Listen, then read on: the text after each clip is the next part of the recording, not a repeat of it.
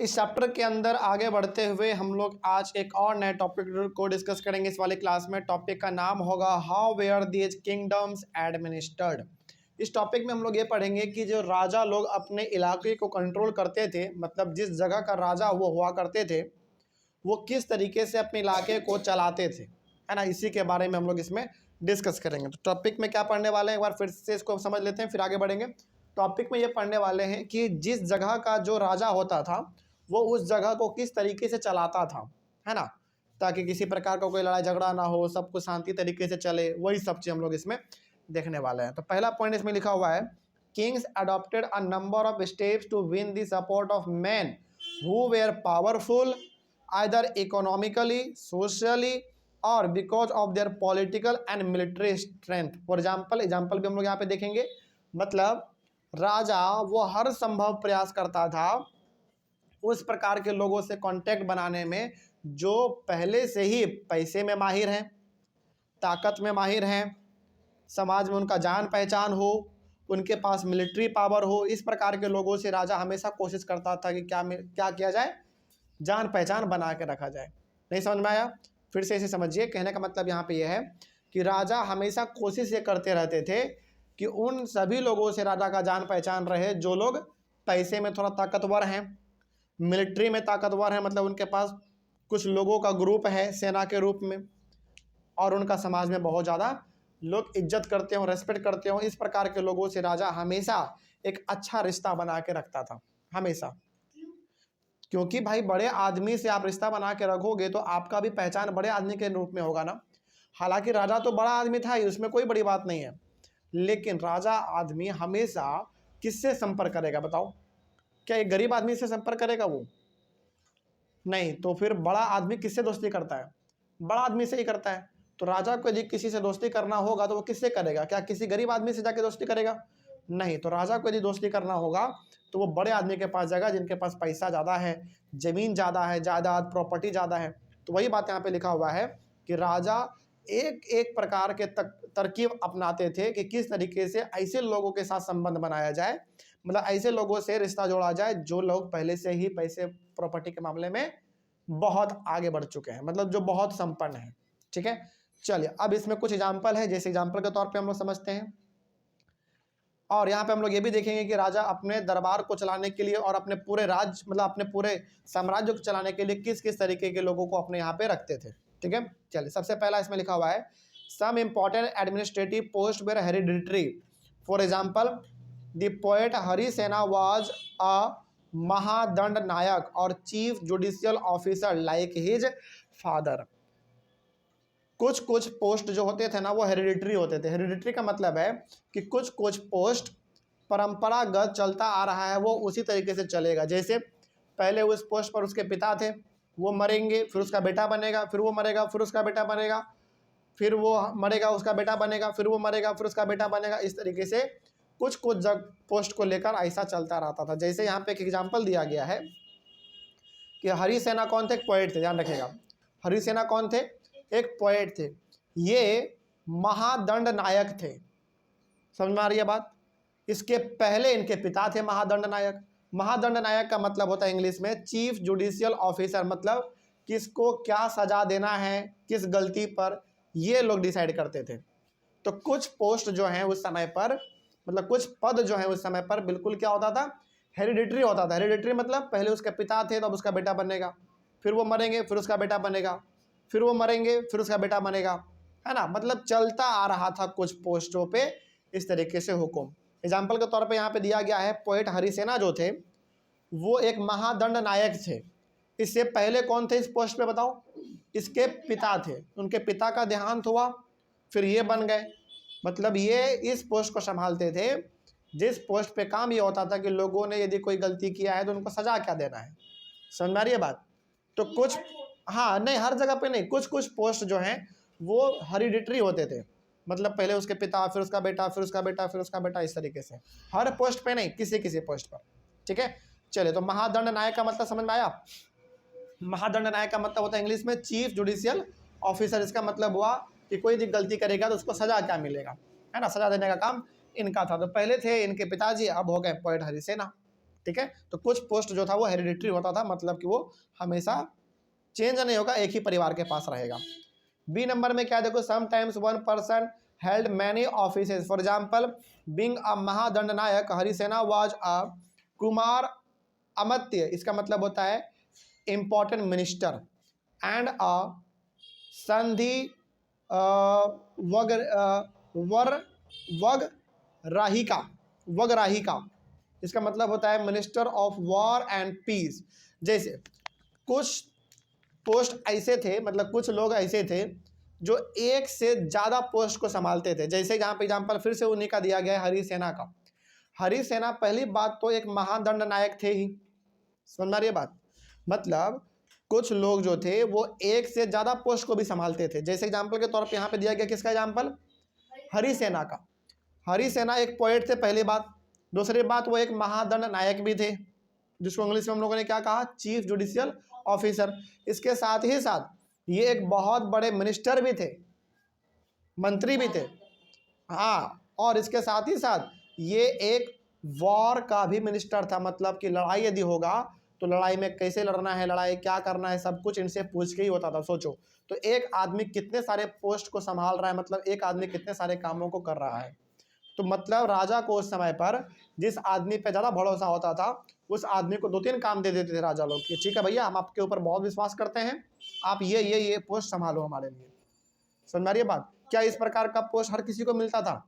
नहीं, जो भरोसेमंद होते थे राजा केवल उन्हीं को ये सब पोस्ट दिया करते थे, ठीक है। और हर चीज का अलग पेमेंट देता था। हाँ, उस लगभग अलग होता था, ठीक है। जैसे मान लीजिए एक आदमी अलग अलग पोस्ट को संभाले हुए हैं, तो यदि राजा का मन किया तो अलग अलग पोस्ट देगा, मतलब पेमेंट देगा, यदि मन क्या नहीं किया तो अलग अलग नहीं भी देगा। मतलब ये चीज़ किसके ऊपर डिपेंड होता था, राजा के ऊपर। पेमेंट कितना देना है कितना नहीं देना, ये सब चीज़ राजा डिसाइड करता था, ठीक है। तो जिस आदमी के ऊपर राजा का भरोसा सबसे ज़्यादा होता था, उस आदमी को 2-3 पद दे दिया जाता था कि भैया आप ये संभालो, ठीक है। जैसे हरिसेना एक पोएट भी थे, है कि नहीं, एक महादंड नायक भी थे, वॉर का मिनिस्टर भी थे, है ना। तो अलग अलग पोस्ट को संभालते थे। आगे बढ़ते हैं। उसके बाद नगर श्रेष्ठी, नगर श्रेष्ठी और चीफ बैंकर, इसको आप इंग्लिश में चीफ बैंकर भी कह सकते हैं, और मर्चेंट ऑफ दिस सिटी, राजा के दरबार में ये भी हुआ करते थे। मतलब चीफ बैंकर आप इसको बोल सकते हैं, या फिर आप इसको नगर श्रेष्ठी भी बोल सकते हैं, समझ मारिए बात, या फिर आप इसको मर्चेंट भी बोल सकते हैं शहर का। राजा के दरबार में ये भी हुआ करते थे। मतलब ये सब चीज़ हुआ करता था ताकि अच्छे तरीके से साम्राज्य को चलाया जा सके। उसी प्रकार से सर्थवाहा और लीडर ऑफ मर्चेंट कैरावंस, मर्चेंट कैरावंस का मतलब हुआ जो मर्चेंट लोग हुआ करते थे, जो खरीद बिक्री का काम करते थे, उनके लीडर को कहा जाता था सर्थवाहा। समझ आ रही है बात। तो ये भी उस समय पर होते थे ताकि जो मर्चेंट लोग हैं उनमें किसी प्रकार का विवाद हो तो यहाँ पे इस तरीके से मतलब ये लोग आपस में समेट लेंगे इस चीज़ को, ठीक है। उसी प्रकार से प्रार्थना कुलिका और चीफ क्राफ्ट्समैन, चीफ क्राफ्ट्समैन आप बोलो या फिर आप प्रार्थना कुलिका बोलो, ये भी हमारे हुआ करते थे। मतलब इसका मतलब हुआ कि जो क्राफ्टमैन होंगे, जो सामानों को बना के मार्केट में बेचते हैं, जैसे लकड़ी का कुछ बना के हो गया है ना, पेंटिंग वगैरह कुछ हो गया, तो इस प्रकार के चीज़ों को यदि इसमें किसी प्रकार का विवाद होगा, लड़ाई झगड़ा होगा, तो ये लोग संभालेंगे अपना, ठीक है। उसी प्रकार से था हमारा कायास्थाज, कायास्थाज और स्क्राइब्स। कायास्थाज बोलो या फिर आप स्क्राइब बोलो, इसका मतलब होता है जो एक तरीके से लेखक होते हैं, मतलब जो लिखने का काम करते हैं ना, उनको हम लोग स्क्राइब्स या फिर कायास्थाज बोलते थे, ठीक है। तो ये इस प्रकार से इस अलग अलग प्रकार के सिस्टम बने हुए थे दरबार में, मतलब राजा के यहाँ पे सिस्टम बने हुए थे होते थे, और इसी तरीके से पूरा का पूरा सिंहासन चलता था। मतलब सिंपल सा है कि जिस जगह पर जहाँ पे कोई समस्या होगा वहाँ का लीडर उस मामले को संभालेगा। जैसे मान लीजिए लड़ाई से युद्ध, मतलब युद्ध से कोई जुड़ा हुआ समस्या है तो कौन संभालेगा, हरिसेना संभालेगा, है कि नहीं। महादंड नायक कौन थे, हरिसेना ही थे, वो वही थे। तो यदि कोई चीज़ न्याय से जुड़ा हुआ होगा तो वही संभालेंगे। मतलब जो चीज़ जहाँ पे हो रहा है उसका लीडर उसको संभालने का काम करेगा, ठीक है। चलिए अगला लिखा हुआ इसमें point, some of the powerful man grew strong enough to get up independent kingdom. धीरे धीरे कुछ लोग ज़्यादा पावरफुल हो गए बाद में, उनके पास पावर ज़्यादा आ गया, लोगों का सपोर्ट आ गया, तो वो खुद अपना एक अलग साम्राज्य बना लिए, अपना अलग एरिया बना लिए उन्होंने। ठीक है, इस तरीके का भी पहले होता था। अगला है हमारा a new kind of army, ये टॉपिक है। चलिए इसको भी हम लोग खत्म कर लेते हैं। क्या लिखा हुआ है इसमें देखा जाए। A new kind of army मतलब एक नया प्रकार का आर्मी। क्या था इसमें देखो, the kings maintain a well organised army with elephants, carriers, cavalry and foot soldiers. राजा लोगों के पास उस समय पे बहुत अच्छा खासा आर्मी हुआ करता था। मतलब आर्मी में नौजवान लोग बहुत अच्छे होते थे जो कि लड़ाई करने के लिए हमेशा तैयार रहते थे राजा के लिए। तो यहाँ पे लिखा हुआ है कि the kings maintain a well organised army, मतलब हमेशा जो है राजा के पास एक अच्छा खासा आर्मी होता था। एलिफेंट भी होते थे जो कि लड़ाई में काम आएगा। कैरियर मतलब रथ हुआ करते थे। कैवलरी का मतलब हो गया जो लोग घोड़े पे बैठ के लड़ाई करते हैं, है ना, मतलब जानवरों के ऊपर बैठ के लड़ाई करते हैं। और फुट सोल्जर का मतलब हो गया जो जमीन पे रह के लड़ाई करते हैं। ठीक है, बुल के मतलब दौड़ दौड़ के लड़ाई करते हैं ना। कहने का मतलब राजा के पास हर प्रकार का सेना होता था ताकि युद्ध को जीता जा सके। ठीक है, तो एक अच्छा खासा आर्मी राजा लोगों के पास हुआ करता था। उसके बाद है there were military leaders who provided the king with troops. They were not paid regular salaries but received grants of land. यहाँ तक कि राजा के पास मिलिट्री का लीडर भी होता था, जो ये बताता था राजा को कि लड़ाई कैसे करना है, कौन सा हथियार कहाँ पे लेके जाना है, कैसे युद्ध होगा, ये सब भी वहाँ पे होता था। मतलब आर्मी मतलब राजा के पास एक मिलिट्री का लीडर भी होता था जो राजा को बताता था कि राजा साहब ऐसे लड़ाई लड़ना है, वैसे लड़ना है, तब हम लोग जीतेंगे। मतलब सारा मिलिट्री का काम होता हाँ, सारा मिलिट्री का काम मिलिट्री का लीडर ही करता था। समझ में आ रही है बात। और ये जो मिलिट्री का लीडर होता था, इनको रेगुलर सैलरी तो नहीं मिलता था, लेकिन राजा इनको जमीन दे देते थे गिफ्ट में कि भैया तुम हमारे लिए बहुत अच्छा काम करते हो, तो लो ये 10 बीघा जमीन तुम्हारा हो गया, इधर का जमीन पूरा तुम्हारा हो गया। इस प्रकार का राजा खुश होकर उनको गिफ्ट दे देते थे जमीन। समझ में आ रही है बात। चलिए आगे बढ़ते हैं। उसके बाद है they collected revenue from the land and use this to maintain soldiers, horses and provide equipment for warfare. अब सवाल है कि सर इतने बड़े आर्मी को मेंटेन करना है, जो लोग आर्मी में है उनको खाना भी खिलाना है कि नहीं, उनको सैलरी वगैरह भी देना है, तो ये सब पैसा आता कहाँ से था?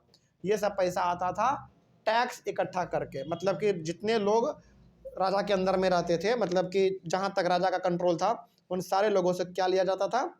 टैक्स लिया जाता था। और उसी टैक्स के पैसे से घोड़े का देखभाल, हाथी का देखभाल, बड़े से आर्मी में जो लोग हुआ करते थे उनका देखभाल, उनको पेमेंट करना, उनको सैलरी देना, ये सब का सम काम किस पैसे से होता था? टैक्स के पैसे से होता था। मतलब राजा अपने पॉकेट से पैसा नहीं लगाता था, सारे टैक्स के पैसे से ही काम होता था। मतलब आर्मी में जो भी खर्चा आएगा सब टैक्स के पैसे से हो जाता था। ठीक है, आगे मतलब कौन सा हथियार इस्तेमाल करना है, उसमें कितना खर्चा आएगा, वो सब खर्चे का पैसा टैक्स के पैसे से पूरा हो जाता था। तो उसके बाद है these men were known as samantas. और इस प्रकार के लोगों को कहा जाता था समानताज। समानताज का मतलब हो गया वो लोग जो राजा के लिए क्या करते थे? टैक्स वगैरह इकट्ठा करके राजा को देते थे और उसी टैक्स के पैसे से फिर आर्मी वगैरह मेंटेन किया जाता था। कोई डाउट इसमें? समझ में आया ये चीज़?